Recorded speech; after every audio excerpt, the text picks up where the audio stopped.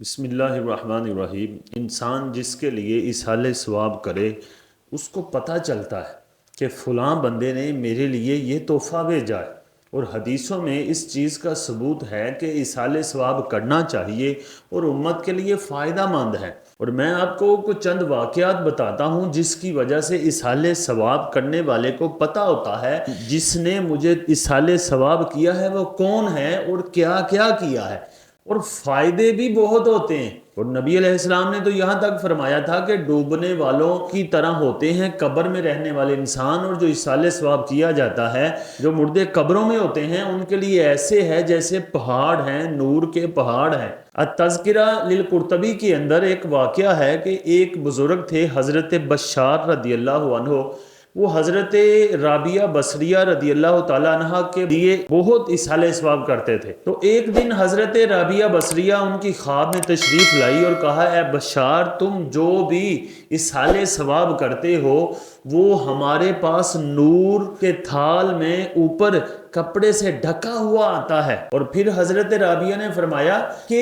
ہر مردے کو اصحال ثواب کیا جائے تو پتہ چلتا ہے کس نے کیا ہے اور کیا کیا ہے، اور وہ نور تھالوں میں آتا ہے اور اوپر ریشمی رومال ہوتے ہیں۔ تو اب جب ہمارے اعزاء اقارب اس دنیا سے چلے جاتے ہیں تو ہمیں چاہیے کہ اپنے رشتہ داروں کے لیے، اپنے دوستوں کے لیے اصحال ثواب کریں تاکہ ان کو فائدہ ہو۔ ہم دنیا کے اندر تو فائدہ کچھ دے نہ دیں لیکن آخرت کی منازل بہت مشکل ہے، تو ہمیں چاہیے کہ آخرت میں ان کا ساتھ ضرور دیں، ان کے لیے اصحال ثواب ضرور کریں، چاہے کسی بھی طریقے سے کریں۔ روض الریاحین کے اندر لکھا ہوا ہے کہ ایک شخص نے خواب دیکھا کہ لوگ قبروں سے نکل کر باہر سے کچھ چن رہے ہیں،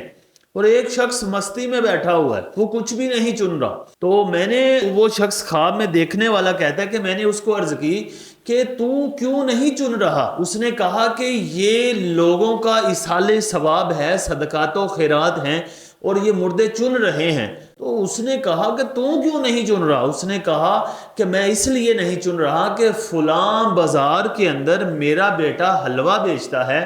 اور وہ ہر روز اپنے کام کاج میں مصروفیت کے باوجود میرے لیے روزانہ ایک قرآن مجید پڑھتا ہے، وہ حافظ قرآن ہے۔ وہ بزرگ صبح اٹھے اور وہ وہاں پہنچے، دیکھا کہ ایک لڑکا دکان پہ کام کر رہا ہے اور کام کرتے کرتے اپنی زبان کو حرکت دے رہا ہے۔ میں نے پوچھا کہ محترم آپ کیا پڑھ رہے ہو؟ تو اس نے کہا جی کہ میں حافظ قرآن ہوں، اپنے کام کے ساتھ ساتھ میں قرآن مجید کی تلاوت کرتا ہوں، ہر روز ایک قرآن مجید پڑھتا ہوں اور اپنے والد کے لیے اصحال ثواب کرتا ہوں۔ اس شخص نے کہا میں بڑا خوش ہوا کہ یار کتنا خوش قسمت ہے وہ بندہ کہ جس کا بیٹا اس کے لیے ہر روز اصحال ثواب کرتا ہے اور وہ مستی میں نور حاصل کرتا ہے، اور اللہ تعالیٰ اس پر بے شمار رحمت برساتا ہے۔ اور پھر کچھ دن بعد اسی شخص نے خواب دیکھا کہ جو شخص مستی میں بیٹھا ہوا تھا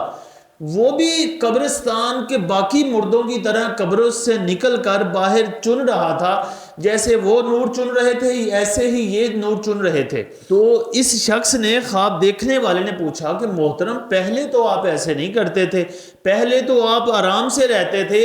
تو اس شخص نے کہا کہ محترم اب میرا بیٹا دنیا سے چلا گیا ہے، فوت ہو گیا ہے، مجھے کوئی اصحال ثواب کرنے والا نہیں ہے،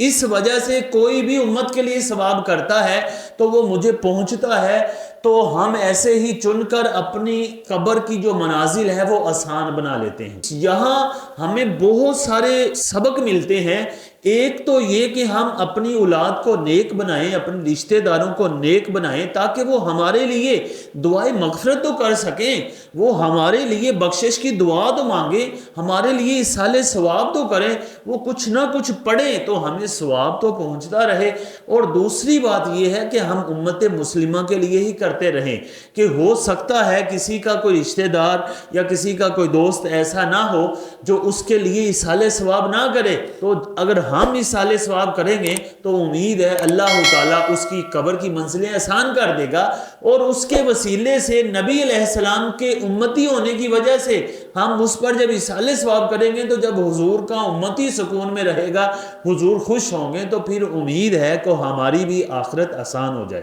اللہ تعالیٰ ہمیں عمل کی توفیق عطا فرمائے۔